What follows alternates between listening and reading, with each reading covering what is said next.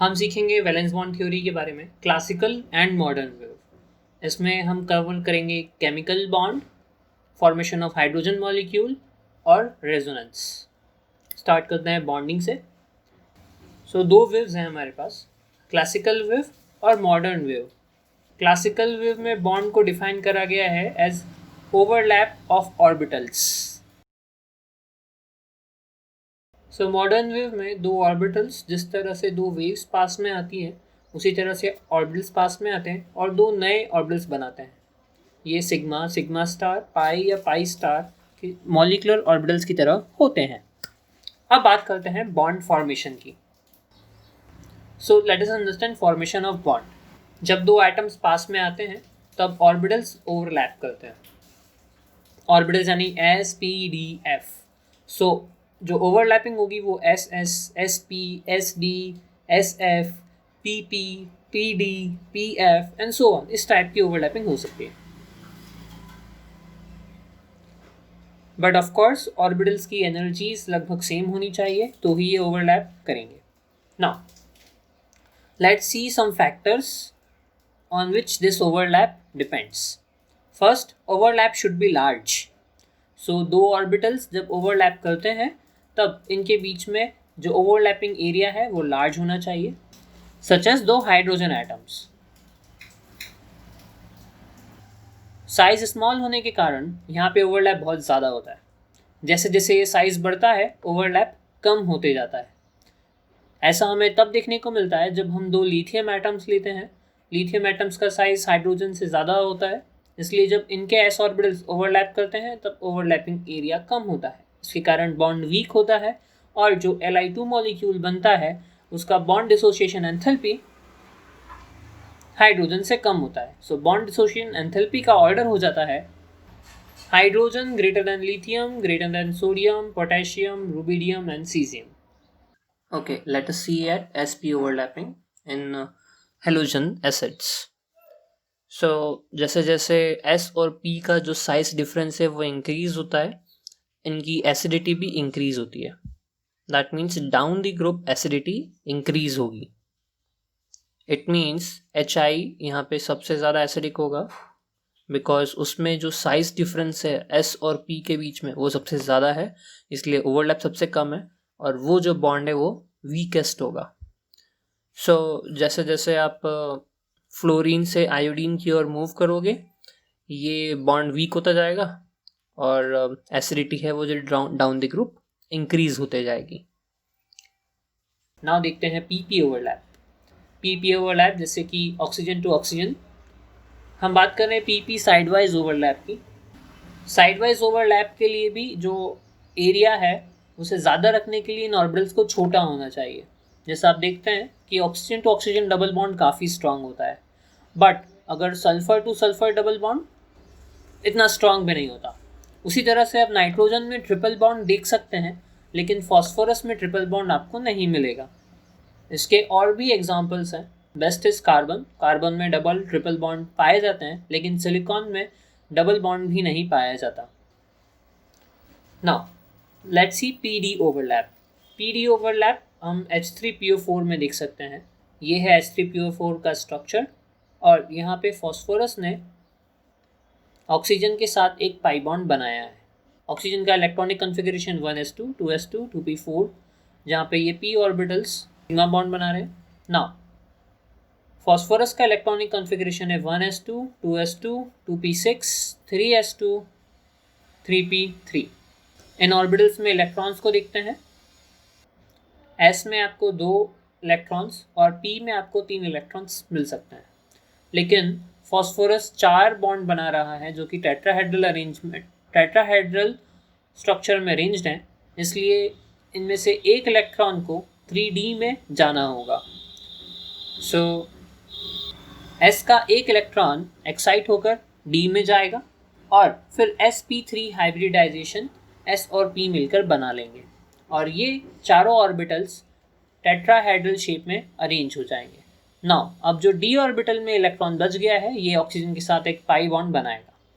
Hence phosphorus का एक electron oxygen के एक इलेक्ट्रॉन के साथ पाई बॉन्ड बनाता है, लेकिन फॉस्फोरस यही चीज़ सल्फर के साथ नहीं कर सकता, ना ही सेलेनियम के साथ, ऑल्दो इनका इलेक्ट्रॉनिक कॉन्फ़िगरेशन सेम है। ऐसा इसलिए क्योंकि यहाँ पे ओवरलैप इतना ज़्यादा स्ट्रॉन्ग नहीं होगा। उसी तरह से आप सल्फर और ऑक्सीजन के बीच में भी डबल बॉन्ड देख सकते हैं, सेलेनियम और ऑक्सीजन के बीच में भी कभी कभार डबल बॉन्ड आप देख सकते हैं, लेकिन वो इतना स्ट्रॉन्ग नहीं होता। अगेन ऐसा इसलिए हो रहा है क्योंकि यहाँ पे साइजेस में डिफरेंस है। सल्फर का जो डबल बॉन्ड है वो H2SO4 में पाया जाता है और कुछ इस तरह से दिखाई देता है। सो यहाँ सल्फर 2 बॉन्ड बना पा रहा है, again due to size difference. Now next factor is, now let's see SD overlap. ये PH3 SD ओवरलैप पॉसिबल नहीं है बिकॉज S ऑर्बिटल और D ऑर्बिटल में बहुत डिफरेंस होगा, इसलिए PH3 में, इसलिए आपको PH3 मॉलिक्यूल मिल सकता है बट PH5 नहीं मिलेगा। आपको PD ओवरलैप ज़रूर मिल सकता है। PD ओवरलैप ऑक्सीजन, सल्फर और नाइट्रोजन, आपको ऑक्सीजन, सल्फर और नाइट्रोजन एटम्स जो हैं वो D ऑर्बिटल्स के मेटल्स के साथ मिलकर ये बनाते हैं। लेट्स सी DD ऑर्बिटल्स, इन दोनों के और DD ओवरलैप भी आप देख सकते हैं इस एग्जांपल में, that is Mn2O7, that is Mn2O7, sorry Mn2O6, Mn2OH6, इसमें Mn2 Mn D orbital overlap है एंड Mn एंड O के बीच में P एंड D ओवरलैप है। अगेन इनमें भी सेम चीज़ ही फॉलो होती है। Let's move on and get to the next factor, which is orientation. This is very important.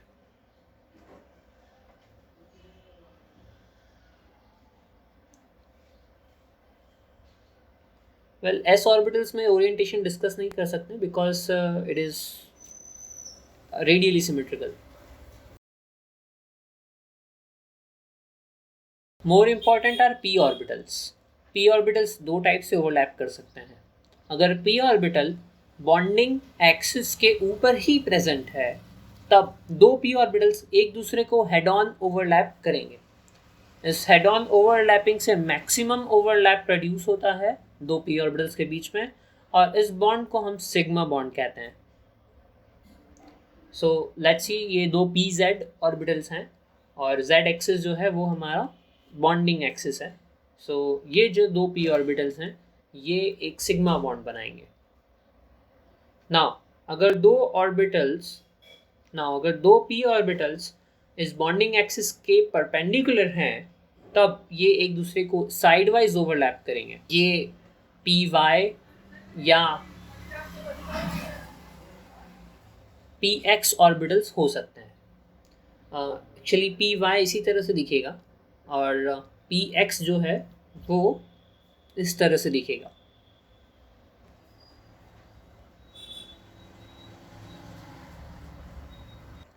सो ये दो ही तरीके हैं जिससे दो p ऑर्बिटल्स ओवरलैप कर सकते हैं। नाउ ऑफ कोर्स px और py ओवरलैप नहीं कर सकते क्योंकि वो एक दूसरे के आउट ऑफ प्लेन है एंड इसलिए ज़ीरो ओवरलैप होगा। उसी तरह से एक pz और py भी ओवरलैप नहीं कर सकते हैं। नाउ लेट्स सी, आप जानते हैं एक वेव के अंदर फेजेस होते हैं, this is positive phase and negative phase. दोनों एम्पलीट्यूड है but still these are phases. So यहाँ पे ऑर्बिटल एक वेव फंक्शन है,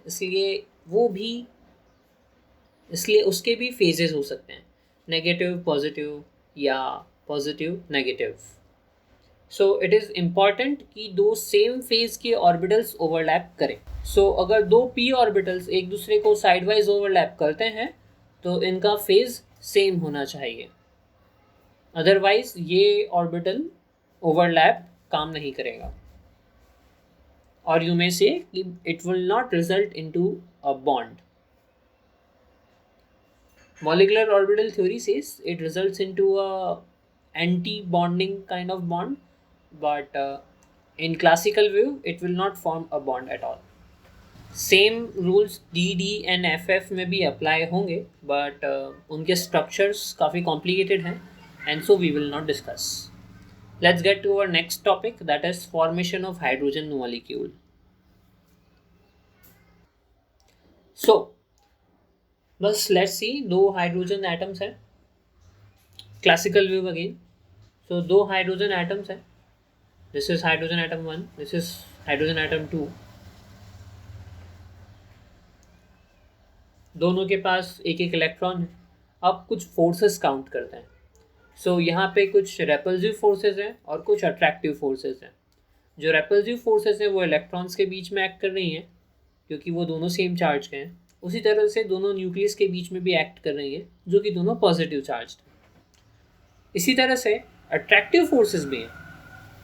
अट्रैक्टिव फोर्सेस एक एटम के इलेक्ट्रॉन और दूसरे एटम के न्यूक्लियस के बीच में और उस इलेक्ट्रॉन और उसी एटम के न्यूक्लियस के बीच में एक्ट कर रही हैं. अब ये तो इंटरनल, इसमें से जो पिंक है वो तो इंटरनल फोर्सेस हैं. जो अलग कलर में है, these are the forces actually responsible for bonding. ना यहाँ पे दो फोर्सेस हैं, अट्रैक्शन एंड रिपल्सन. जो green shows attraction and white shows repulsion. So it has been observe कि जब एटम्स दूर दूर होते हैं तब अट्रैक्शन ज़्यादा डोमिनेट करता है. In other words, when there is large distance, net force is attractive, and when there is short distance,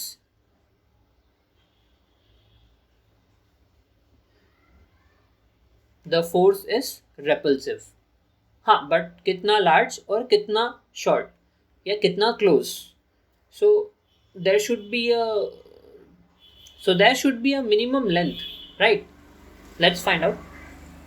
इसे एनर्जी के थ्रू फाइंड कर सकते हैं. जो अट्रैक्टिव फोर्सेस होती है वो एनर्जी कम करती हैं. By energy I mean potential energy. So एक साइड हम पोटेंशियल एनर्जी और दूसरी साइड डिस्टेंस ले रहे हैं. जैसे जैसे अट्रैक्शन होगा तो एनर्जी ज़ीरो से कम होगी, this green line shows zero. और जैसे जैसे एटम्स पास में आएंगे ये एनर्जी बढ़ती जाएगी. सो जैसे जैसे आर कम हो रहा है, as you will move towards left, ये लाइन नीचे जाएगी एंड देन एक लिमिट आएगा. इस लिमिट पे ये एनर्जी सबसे लोवेस्ट होगी. इस डिस्टेंस को बोलते हैं बॉन्ड लेंथ. और इस डिस्टेंस के क्लोज गए तब एनर्जी क्विकली बढ़ने लगेगी और यहाँ पे रेपल्सिव फोर्सेस ज़्यादा डोमिनेट करेंगे. ये जो मिनिमम एनर्जी पॉइंट है और इसके करस्पॉन्डिंग जो डिस्टेंस है इसे हम कहते हैं बॉन्ड लेंथ. सो इस ग्राफ में एक और आप अट्रैक्शन देख रहे हैं जब एनर्जी कम हो रही है और दूसरी तरफ आप रेपल्सन देख रहे हैं जब एनर्जी बढ़ रही है. There are some similar values, मतलब अट्रैक्शन के टाइम पे और रेपल्सन के टाइम पे इनके पास सेम वैल्यूज़ हो सकती हैं. ऐसा उसी तरह है जैसा कि एक स्प्रिंग ऑसिलेट करता है. सो ये एक सिस्टम है दो मासेस का. जब ये पास में आते हैं तब देयर इज रेपल्शन और जो स्प्रिंग है उसमें एनर्जी स्टोर होती है और वो बढ़ती है. So when there is repulsion there is high potential energy. उसी तरह से जब ये दोनों मास दूर जाएंगे तब इनके बीच में अट्रैक्शन होगा और उससे भी जो पोटेंशियल एनर्जी है वो बढ़ेगी. जो मिनिमम है यानी मिनिमम डिस्टेंस है, यानी कि जब वो स्प्रिंग लूज है तब उस डिस्टेंस को हम कहते हैं बॉन्ड लेंथ, जहाँ पे पोटेंशियल एनर्जी मिनिमम रहेगी. ना ऑफ कोर्स जब आप इसे एक किसी भी टेम्परेचर पे दोनों एनर्जीज एग्जिस्ट कर सकती हैं, इसलिए एटम्स हमेशा ऑसिलेट करते रहते हैं. Let's go to the next topic and this is now one important thing. जब एटम्स ओवरलैप करते हैं तब इनकी प्रोबेबिलिटी, स्पेलिंग इनकरेक्ट है, प्रोबेबिलिटी उन दोनों न्यूक्लियस के बीच में बढ़ जाती है एंड इसी को बॉन्ड की तरह इंटरप्रेट करा जाता है. बट ऐसा तभी पॉसिबल है जब इन इलेक्ट्रॉन्स जो कि अलग अलग ऑर्बिटल में है इनकी स्पिन एक दूसरे के अपोजिट हो. So we need opposite spin. So orientation, large overlap and opposite spin of electron, यही एक बॉन्ड को बनाने में हेल्प कर सकती है और इस बॉन्ड को हम लेविस स्ट्रक्चर से इस तरह से शो कर सकते हैं. नाउ ये तो था क्लासिकल व्यू. अब बात करते हैं मॉडर्न वेव की। मॉडर्न वेव में बहुत शॉर्ट में एक्सप्लेन करूंगा because we don't need to get to that level. So जब हाइड्रोजन एटम पास में आते हैं तो ये शेयरिंग करते हैं इलेक्ट्रॉन्स की और एक बॉन्ड बनाते हैं। इसी तरह से हो सकता है कि वो एक इलेक्ट्रॉन लूज कर दें और आयंस बना लें। आयंस के कारण भी एक अट्रैक्टिव फोर्स प्रेजेंट होगी। सो अगर इनकी प्रॉपर्टीज आप मेज़र करें तो दोनों ही चीज़ें पॉसिबल होती हैं। इनकी बॉन्ड लेंथ और इनकी बॉन्ड एसोसिएशन एंथैल्पी ये सजेस्ट करती है कि हाइड्रोजन आयनिक बॉन्ड भी बना सकता है। एक स्ट्रक्चर सारी प्रॉपर्टीज एक्सप्लेन नहीं कर पाता, इसलिए तब हम ज़्यादा स्ट्रक्चर्स बनाते हैं। इस फेनोमेना को रेजोनेंस कहते हैं। सो यहाँ पे हमने हाइड्रोजन के 3 स्ट्रक्चर्स बनाकर रखे हैं। इन स्ट्रक्चर्स की एनर्जी कैलकुलेट करने के लिए हम इन 2 हाइड्रोजन एटम्स को नाम देते हैं A and B.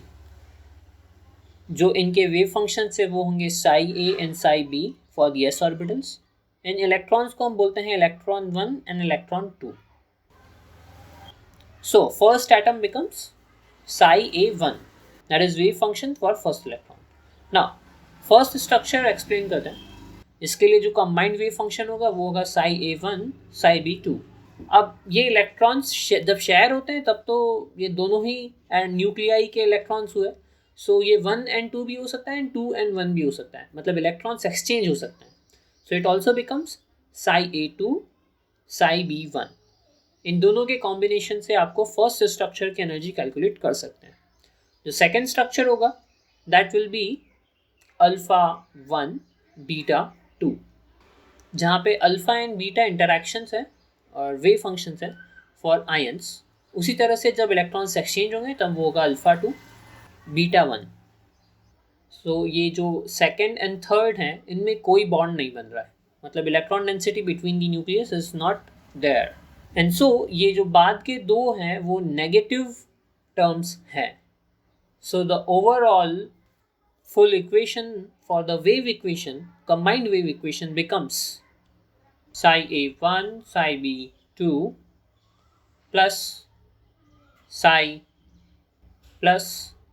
a2 psi b1 minus alpha 1 beta 2 minus alpha 2 beta 1. So that's it for you guys. This is इसको सॉल्व कर सकते हैं। So that's it guys, इसे सॉल्व कर सकते हैं। इसे सॉल्व करने के लिए ऑफ कोर्स आपको एक बड़ा सा कंप्यूटर लगेगा, आज कल के एरा में पॉसिबल है। So we will get a sigma and sigma star bonding and anti bonding molecular orbitals by solving this wave function, because हम श्रोडिंगर इक्वेशन यूज़ करेंगे। चूँकि वो सेकंड डिफरेंशियल इक्वेशन है, हमारे पास 2 वैल्यूज़ आएंगी और ये वो 2 वैल्यूज़ होंगी। ऑब्वियसली इसे सॉल्व करना काफ़ी डिफिकल्ट है, इसलिए कंप्यूटर्स का यूज़ करा जाता है। Now let's move on to our last topic which is resonance. So हम रेजोनेंस के लिए क्लासिकल एग्जांपल लेंगे, दैट इज़ बेंजीन। बेंजीन में 2 टाइप के बॉन्ड्स हैं, सिग्मा एंड पाई। सो मैं दोनों को ड्रॉ करता हूँ। As you can see sigma bond के लिए इतनी डिस्टेंस नहीं चाहिए, लेकिन पाई बॉन्ड के लिए ऑर्बिटल्स को काफ़ी क्लोज होना पड़ेगा। मतलब कि जो एटम्स है जो पाई बॉन्ड बना रहे हैं उनकी डिस्टेंस काफ़ी कम होगी। ये कंफर्म करा जा चुका है, C single bond distance is greater than C double bond C. उसी तरह से CH3 की जो बॉन्ड लेंथ है वो CH2 की बॉन्ड लेंथ से काफ़ी ज़्यादा होती है। एंड हेंस हमें पता है कि यहाँ पे बॉन्ड लेंथ का डिफरेंस आएगा। सो जो बेंजीन का रियल स्ट्रक्चर है उसे कुछ इस तरह से दिखना चाहिए, जो सुपरमैन के सिंबल की तरह थोड़ा बहुत लगता है, जहाँ पे ये जो शॉर्टर डिस्टेंसेस हैं ये पाई बॉन्ड होंगे। मैं इसे ठीक से बना देता हूँ। तो क्या बेंजीन का इस तरह का स्ट्रक्चर नहीं होना चाहिए? वेल हाँ, ये पॉसिबल नहीं है। एक्चुअली इसे स्पेक्ट्रोस्कोपी से टेस्ट करा गया है। और वीडियो में एक्सप्लेन करूँगा स्पेक्ट्रोस्कोपी से बॉन्ड लेंथ कैसे निकाली जाती है, बट अभी आप इतना जान लीजिए कि ये टेस्ट करा है कि ये सारी बॉन्ड लेंथ सेम आती है। सो ये जो ऊपर वाला स्ट्रक्चर है यही करेक्ट स्ट्रक्चर है जिसमें सभी बॉन्ड लेंथ सेम है। इसे इसलिए हम इस तरह से शो नहीं कर सकते हैं, तो हम कहते हैं कि ये जो बॉन्ड्स हैं वो पूरे इवनली डिस्ट्रीब्यूटेड हैं और एक तरह से एक हाइब्रिड स्ट्रक्चर बनाते हैं। ये हाइब्रिड स्ट्रक्चर दो इक्विवेलेंट रेजोनेटिंग स्ट्रक्चर्स के इक्वल होता है। दैट मीन्स हम बेंजीन के लिए ये दो स्ट्रक्चर्स यूज़ करते हैं ये शो करने के लिए कि बेंजीन के पास इन दोनों स्ट्रक्चर की प्रॉपर्टीज़ हैं। सो एक और एग्जांपल लेते हैं, दैट इज़ कार्बोनेट्स। कार्बोनेट्स के अंदर कार्बन से ऑक्सीजन, दो टाइप के ऑक्सीजन बॉन्डेड हैं, one is through double bond and one is through single bond. In bond lengths को कंपेयर करें तो हमारे पास दो डिफरेंट बॉन्ड लेंथ्स आनी चाहिए। अगर इन बॉन्ड लेंथ्स को कैलकुलेट करा जाए, जैसा कि C डबल बॉन्ड O जो कि CO2 में पाया जाएगा and C single bond O जो कि CH3OH में पाया जाएगा। सो ये दो बॉन्ड लेंथ्स किसके क्लोज होनी चाहिए? क्या हमें ये वैल्यूज़ मिलनी चाहिए? वेल, हमें जो वैल्यू मिलती है वो इन दोनों का एवरेज होता है। This is very surprising and इसलिए हम कार्बोनेट का स्ट्रक्चर इस तरह से नहीं बनाते हैं। हमें सिर्फ एक ही बॉन्ड लेंथ मिली, इसलिए हम कार्बोनेट के 3 स्ट्रक्चर बनाते हैं जिसके अंदर हर ऑक्सीजन एक बार कार्बोनेट से डबल बॉन्ड के थ्रू बॉन्डेड हो। इसके कारण जो इलेक्ट्रॉनिक चार्ज है वो भी सर्कुलेट करता है, और अगर आप देखें तो इसका म्यू यानी कि डाइपोल मूवमेंट भी ज़ीरो आता है। इसके अदर एग्जांपल्स जैसा हाइड्रोजन और एसिटिक एसिड हैं। एसिटिक एसिड में भी आपको एक ही बॉन्ड लेंथ देखने को मिलती है। ऐसी कई सारी चीज़ें हैं जो रेजोनेंस के थ्रू ही एक्सप्लेन करी जाती हैं एंड इसलिए resonance is very important topic. Resonance की कुछ नेसेसरी कंडीशन है और वो कुछ इस तरह से है। सो A और B दो कोई भी स्पीशीज़ मान सकते हैं, एटम्स, आयंस, व्हाटएवर। इन दोनों के बीच में पाई और नॉन बॉन्डिंग ऑर्बिटल्स का अल्टरनेशन होना चाहिए। So let's take ABC। A and B के बीच में पाई बॉन्ड, जबकि C के पास नॉन बॉन्डिंग ऑर्बिटल है। सो जो नॉन बॉन्डिंग ऑर्बिटल है वो पाई बॉन्ड बना सकता है, और जो पाई बॉन्ड है वो इस तरह से नेगेटिव चार्ज की तरह रिप्रेजेंट करा जा सकता है, और यही दो उनके रेजोनेटिंग स्ट्रक्चर्स हो जाते हैं। ना मॉडर्न वेव इसे काफ़ी अच्छी तरह से एक्सप्लेन करता है। मॉडर्न वेव में भी रेजोनेंस इंक्लूड करा गया है। मॉडर्न वेव के अकॉर्डिंग इसमें भी आप 3 एटम्स लेंगे और कंडीशन वही सेम है। यहाँ पे पाई और नॉन बॉन्डिंग ऑर्बिटल्स होते हैं। ऑब्वियसली यहाँ पे हम पाई बॉन्ड नहीं बोल सकते हैं क्योंकि यहाँ पाई बॉन्ड बनता नहीं है। हम बोलते हैं यहाँ पे एक पाई ऑर्बिटल है और एक नॉन बॉन्डिंग ऑर्बिटल है। तो जब ये पाई ऑर्बिटल और non bonding orbitals alternate position पे होते हैं तब रेजोनेंस होता है। जो पाई एटम्स हैं, जो पाई ऑर्बिटल में इलेक्ट्रॉन्स हैं, वो पाई स्टार ऑर्बिटल में एक्साइट होते हैं, और जो नॉन बॉन्डिंग ऑर्बिटल के इलेक्ट्रॉन्स हैं वो पाई स्टार या सिग्मा स्टार में जंप करते हैं या एक्साइट होते हैं। सो इसी के कारण जो रेजोनेंस है वो हमें देखने को मिलता है। इनके स्ट्रक्चर्स काफ़ी कॉम्प्लिकेटेड बनाए गए हैं एंड इसलिए मैं वो शो नहीं कर सकता, इसलिए क्लासिकल वेव यहाँ पे इमेजिनेशन के लिए काफ़ी सिंपल है, and so we will go by that only. The last topic is hybridization that I will not cover here. Let us take more examples. I have built 1,3-diene and as you see यहाँ पे पाई orbitals जो हैं वो alternate position पे हैं and that's why ये resonance show करेगा। काफ़ी बार क्वेश्चन पूछते हैं कि कौन से मॉलिक्यूल्स रेजोनेंस शो करेंगे, कौन से नहीं। तो हमें बस ये देखना है कि पाई ऑर्बिटल्स जो हैं वो पाई एंड नॉन बॉन्डिंग ऑर्बिटल्स हैं वो अल्टरनेट पोजीशन पे हो। सो डाईन शो करती हैं and let's see this. Now here also you can C 2 pi bond हैं और वो अल्टरनेट पोजीशंस पे हैं। यहाँ पे ऑक्सीजन के इलेक्ट्रॉन यानी नॉन बॉन्डिंग ऑर्बिटल पार्टिसिपेट नहीं कर रहा है, वो अल्टरनेट पोजीशन पे नहीं है। Let's see this also. So pyridine के ये 2 पाई ऑर्बिटल्स हैं और ये नॉन बॉन्डिंग ऑर्बिटल के साथ अल्टरनेट पोजीशन पे हैं। तो यहाँ पे जो नॉन बॉन्डिंग इलेक्ट्रॉन्स हैं वो रेजोनेंस में पार्टिसिपेट करेंगे। इसी टाइप के क्वेश्चंस पूछे जाते हैं और पूछा जाता है कि कौन से इलेक्ट्रॉन्स या किस एटम के इलेक्ट्रॉन्स पार्टिसिपेट कर रहे हैं, किस एटम के इलेक्ट्रॉन्स पार्टिसिपेट नहीं कर रहे हैं, कौन सा पाई बॉन्ड पार्टिसिपेट कर रहा है, कौन सा पाई बॉन्ड पार्टिसिपेट नहीं कर रहा है, एट्सेट्रा एट्सेट्रा। तो आप ये क्वेश्चन सॉल्व कर सकते हैं and that's my time. Thank you.